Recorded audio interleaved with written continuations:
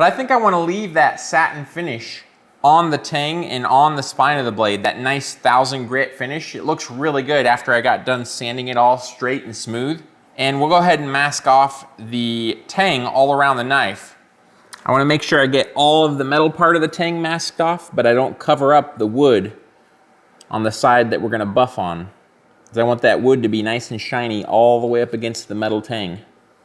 We should be ready to go. We can buff this side of the handle, and once that's done, we'll take this masking tape off, apply it to the other side of the tang, and buff this side of the handle.